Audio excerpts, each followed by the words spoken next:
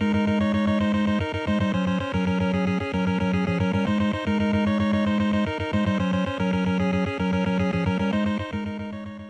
just like that, welcome everybody to the Virtual Fortress Podcast, episode 15. And I'm really excited about today because today is actually a special day.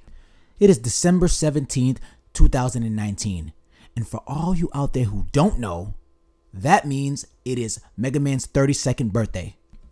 Mega Man is my favorite video game character of all time. If you don't know that by now, you must be living under a rock. No pun intended. I'll explain later. But for now, let me explain what's cool about that. You see, Mega Man was released in North America on December 17th, 1987. I was born on December 6th, 1987. So that's how you know this was meant to be. We have a connection. And I want to jump right into something dope that actually happened to me today. So, I've been searching for a Mega Man hoodie on eBay for the past few months. The perfect one. Couldn't seem to find one. Finally, recently, I stumbled upon a blue hoodie. What are the odds? And it has a pixelated version of Mega Man on it. Classic. And it says Mega Man at the top. Basically, right where the chest is. It is fire. It is so fire. And I was like, I put it in my, I added it to my cart and I just didn't know when I was going to pull the trigger to buy it. So perfect timing. I was at my mother's crib and she was asking me, what do you want for your birthday? And I was like, okay, I've been looking at this hoodie, this Mega Man hoodie. And she was like, all right, show it to me. Showed it to her. She was like, yeah, no problem. I'll get it for you. I was like, word? All right. That was 2 weeks ago. 2 weeks ago. I've been waiting for that damn hoodie for 2 weeks. What are the odds it comes in today? Mega Man's birthday, the release, December 17th. It comes in today. I'm amped. So I wasn't even going to do a podcast episode today, but because that actually happened today, I am wearing it right now. I had to just jump right in and just make an episode about Mega Man. I had to. It was meant to be. I had to. And also, which is funny, I renewed my license and it came in today as well. Same day, December 6th, 87, renewal of the license. December 17th, 1987, Mega Man release. December 17th, 2019, I get both of them in the mail. The hoodie and the license today. I'm telling you, Mega Man's talking to me. Capcom is talking to me. So this episode is going to be special. And also, my artwork for my podcast is actually me dressed as Mega Man. The theme song to my podcast, Mega Man. My ringtone on my phone, Mega Man. And I also want to shout out Metal Slugger for that dope artwork for my podcast. Now, Mega Man is legendary. And since its debut in 1987, the heroic robot has starred in dozens of games over a wide variety of genres across nearly every platform. And I mean, people have said that he's kind of fallen out of the spotlight in recent years, but legends never die. And with over 30 years of history behind him, we just know that the Blue Bomber is poised for a major comeback any day now. In fact, with both a rumored film and cartoon adaptation on the way, we could be seeing a lot more of him in the very near future. Wow. Now, a Mega Man movie would be dope in my opinion. I'm not saying that because he's my favorite character of all time. I don't want to be biased, but I've never seen him on the big screen, and I think it would be awesome. I don't know what's taken them so long. It's been over 30 years, and I also think that playing Mega Man should be a no-name actor. That's just my opinion. If you get a A-lister that everybody knows, cool, that'll be dope. But when you get an actor that nobody knows, it helps bring that actor up. And obviously you can put a fresh face to the name of a famous video game character or, character of anything. So, but that's enough movie talk for me right now. I want to get into some fun facts about Mega Man that I think are really cool. Now, Akira Kitamura was the creator of Mega Man back in 1987, and originally the Japanese name for Mega Man was Rockman. Now, the creator was a big fan of rock and roll, I believe, so that's where he got the term Rockman, and he also created Mega Man's sister, who was Roll, she was also a robot. So that's where it ties into rock and roll. Now, crack in the late 80s was booming, so I guess Capcom didn't want their name behind, crack rock, Rock Man. So they decided to change the name to Mega Man. Great choice, Capcom. Now, another funny fact about Mega Man was before they actually landed on the name Mega Man, these were the names that they were thinking of calling this iconic character. Battle Kid, Mighty Kid, and Knuckle Kid. Wow. Amongst other names, also in 1987 issue of Famitsu, the game was going to be called, instead of Mega Man, the Battle Rainbow Rockman. Oh man, that doesn't sound good at all. Most likely, the name was drawn from the fact that Mega Man changed colors depending on which weapon he had equipped. So, for instance, if he got a leaf, he would turn green, and so on. I see where they were going with it, but the name, not working. Now, I'm sure all of you out there want to know what's my favorite Mega Man game. And I'm happy to tell you. A lot of people might not agree with it, but this is my favorite Mega Man game. And I'll tell you why. Mega Man 3 is my favorite Mega Man game of all time. It's the first NES game I've ever beaten. It's the first NES game I've ever got from my grandmother. And it just has sentimental value to me. Now, Mega Man 3 was released on September 28th, 1990 in Japan.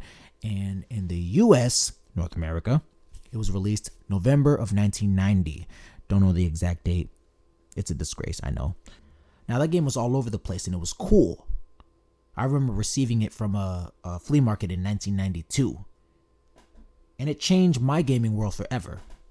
Because I could never get those enemies out of my head. I remember Gemini Man used the Search Snake. Snake Man used the Mega Buster. Spark Man used the Shadow Blade. Shadow Man used the Top Spin. Why not the Shadow Blade? That makes no sense. Top Man used the Hard Knuckle. Hard Man used the Magnet Missile, and Magnet Man used the Mega Buster. Yo, I just noticed all these bosses are using each other's secret weapons. I never noticed that through all these years. That's crazy. Now, I do remember out of all those bosses, the one boss in Mega Man 3 that gave me the worst, the biggest problems was Gemini Man. Now, if you don't know Gemini Man, he had these spikes on his head, and he would basically have a twin, like a double. Shout out to Will Smith, Gemini Man movie. But he would have a double, a twin, and he would just jump over you and shoot things at you. And that was the one that, I know it seems easy now to beat it, but back then that one gave me trouble. I beat all of them. Snake Man, Hard Man, Needle Man. Gemini Man was the one who gave me the most problems. He wasn't that hard. I know he doubled, but I overcame that obstacle. And that day, I felt like I became a man when I finally beat Gemini Man, because he was the last boss that I had to beat out of that whole square of bosses. So, shout out to Mega Man 3. That's my favorite game, and I'll never turn my back on that game. Now, the world of gaming changed for me once I saw Mega Man X. Now, Mega Man X was released on December 17th, 1993. That's Mega Man's birthday. That was in Japan. But Mega Man was released in January 94 in North America. Now, the first time I saw that game, my brother and I took a trip to my cousin's house. And he lived in Dorchester. And he had the box of Mega Man X. I'll never forget. It's Mega Man in the air, looking like he's going Super Saiyan. And he showed us the game, and he was like, Binky, take a look at this. My nickname is Binky, by the way. But he showed us that game, and we were blown away. We've never seen anything like that before. I know it was a 2D platformer, but Mega Man X was Mega Man 10. We didn't play it since Mega Man 3. Mega Man, yeah, that's it. After Mega Man 3, I took a break. But when I saw that in 94, because he got it first, my cousin got it for his birthday, probably in March of 94. That changed everything. It was amazing. The colors were vibrant. The story was amazing. And my brother and I, we didn't even play it. We just stood there and watched my cousin play it for like an hour and a half straight. And that was good enough back in the day. Now, kids want to put their hands on the controller and play for themselves. But back then, just sitting there watching a family member play a game, you didn't even have to be a part of it. Just watching him and being a spectator was a big thing. And I'd never forget that Mega Man X, being a spectator, was better than playing the game at the time, because I didn't know what the hell I was doing. I was scared to even touch the controller because my cousin was doing all these extra stuff, and and I was not going to jump in there and try to act like I know what I was doing. But watching was always cool. Now, after Mega Man X, I fell off again, sadly to say, off of the Mega Man wagon. Until this one time in 1995, where I went to a mall in Chelsea with my grandmother and grandaunt. The mall was called, I'll never forget, Mystic Mall. And in the corner, they had an arcade cabinet. And the first time I ever saw, I didn't even know this game existed. There was a game called Mega Man and the Power Battle. I did not know that existed. And basically, it's a 2D platformer, but it's only boss battles. And I'll never forget playing that game for a long time. Maybe 20 minutes. 20 minutes is a long time to play in an arcade for a kid. But I remember playing that game. My grandmother gave me a few quarters. But I'll never forget playing that game. And I was like, yo, Mega Man is back, yo. Mega Man is in my life again. And I do remember it was just boss battles. You and the boss. You go from like world to world or city to city or whatever you want to call it. And you would verse bosses. Just bosses. That's it. You wouldn't go through all this platforming and jumping and all this stuff like that. You would just verse the boss. And I remember you can be Mega Man, you can be Proto Man, or you can be Bass. And I always chose Mega Man. Never chose Bass, never chose Proto Man, ever. But that game was sick. And I do own that on my Pandora's Key 5. I own Mega Man, the Power Battle, and Mega Man, the Power Battles Part 2. So that is a classic game. Now, as for Mega Man and the Wily Wars, to be honest, I'm not going to say that the game sucks, but I don't think I'm a big fan of the game.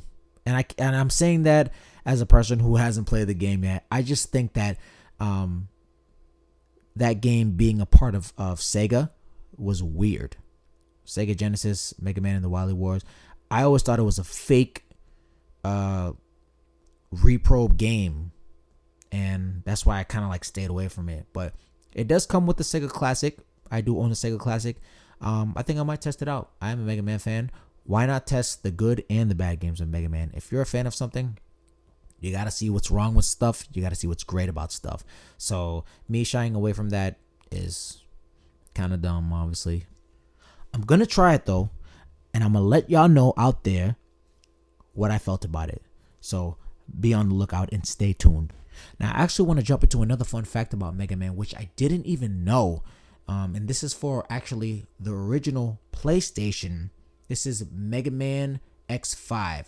And the fun fact about that is all the bosses in that game were based on members of Guns N' Roses, the rock band. Now, this game, Mega Man X5, was released in Japan on November 30th, 2000, and in North America, February 1st, 2001.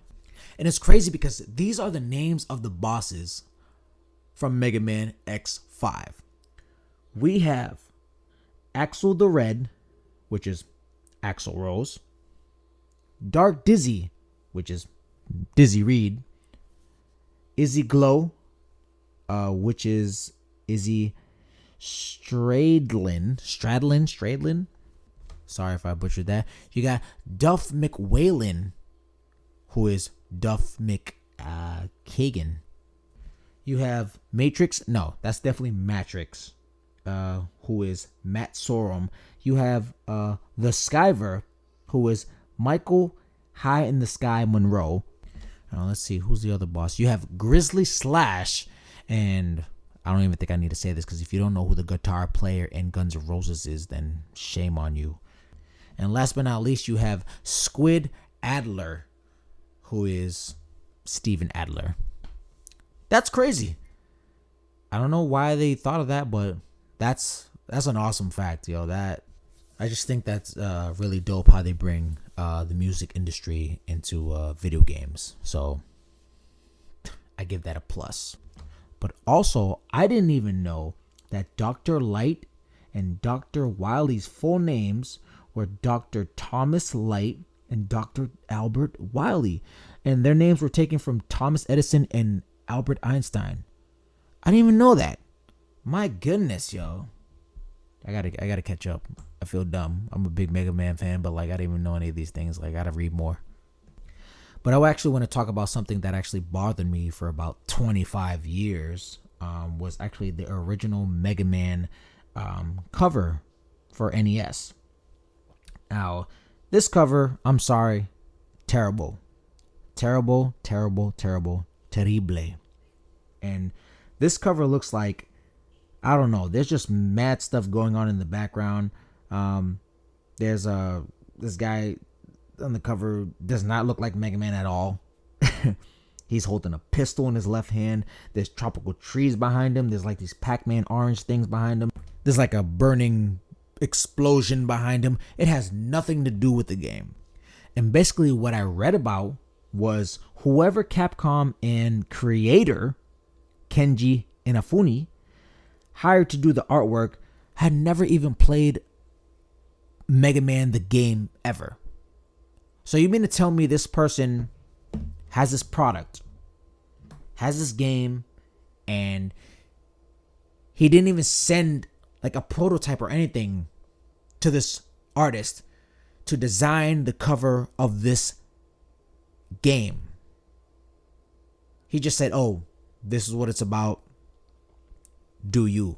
So whoever made the cover of the original Mega Man cover had never even played the game before. That's, in the words of Stephen A. Smith, that's asinine. I mean, you gotta show your team what you're making. You can't just I don't know. Oh my god, I'm getting hot right now thinking about it. So basically, what you mean to tell me is this creator of Mega Man told his artist, all right, I just want to let you know that I'm making this game, and it's about a blue guy, and he has a gun on his hand, or hand cannon rather, and he's battling enemies, and that's all I need to tell you. And the artist was like, okay, and he just created that my god, he just created that massacre of a cover art. Great game, bad cover art. I don't like that. I'm a big fan of cover arts. When I see, the majority of the time when I shop for games, I see a cover art, I buy it. Even if I haven't played the game, I buy the cover art because it's so appealing to me. And sometimes the game ends up being whack, but cover art, the visuals of what it could potentially be when I take it home to play it, that sticks with me. So that's the type of person I am. Yeah, but another thing I want to mention that's actually another fun fact is that I did not know that Mega Man was blue because of software limitations. And that's actually limitations of the NES, since the system had a relatively limited color palette. Now, the original game designers built the sprites around it because they wanted as much detail as possible. Now, could you imagine Mega Man being purple or green or red or yellow originally? Nah, that wouldn't work. Now, the worst Mega Man game I've ever played has to be Mega Man Soccer. for the Super Nintendo. My God, that game is so bad. I try to like it. I try to think positive. I try to think like, oh, Mega Man. Hey, he's all over the world. Maybe coming out with a sports game. Nope, doesn't do it for me. Nope, can't do it. Anytime a famous video game character comes out with like their own type of genre of game, it's a hit or miss. Majority of the time, like Mario, when they do like Mario Tennis, Mario Baseball, like stuff like that, yes, it can work. I'm not saying it can't. But when you do that, when you take someone like Mega Man and you make it soccer, it doesn't work. I'm sorry. The game's horrible. Horrible.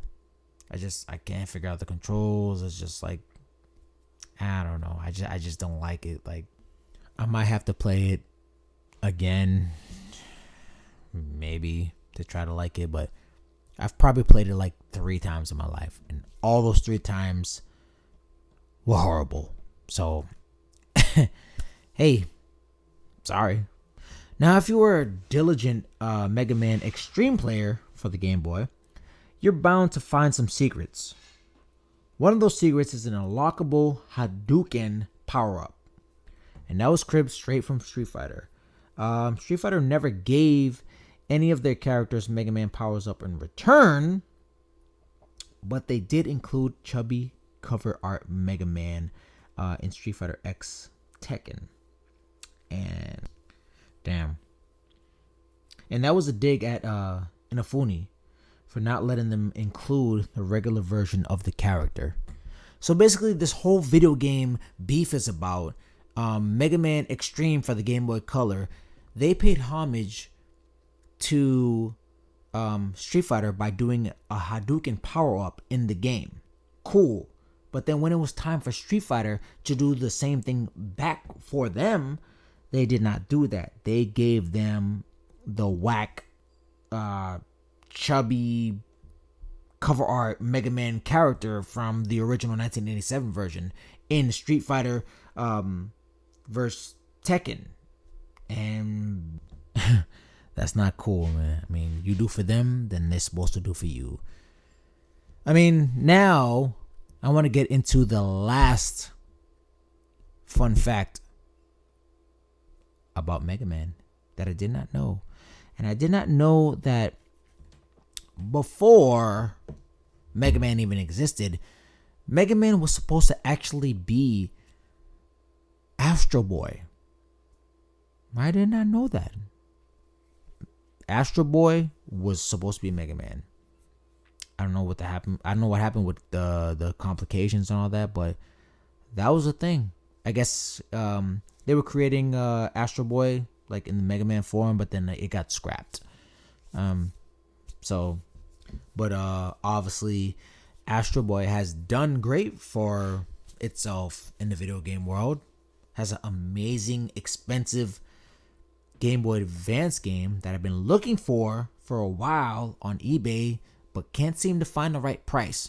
But I'm still hunting. I'm still game hunting, and I'm going to find that Astro Boy for Game Boy Advance. But Astro Boy is a great game. It never let me down as far as titles, from in my opinion. But yes, I can't see Astro Boy being I'm saying Game Boy, Mega Man. It can't. Maybe they should do a tag team game.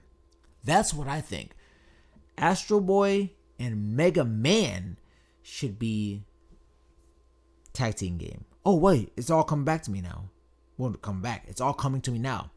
Astro Boy, Mega Man. Why didn't I think of that before? That's crazy. Oh my goodness. Yo, if they did a crossover game, take my money. Astro Boy and Mega Man. Take my money. Oh my God. But I really want to say that I appreciate you all out there for joining me on this special Mega Man Day. And not just Mega Man Day, but it's a day for me because when Mega Man was born, I was born. So Thank you all out there in podcast land for joining me. And make sure y'all subscribe to my YouTube channel, which is Join the Virtual Wizard. And also my Instagram, which is Virtual Wizard 1UP. I love y'all.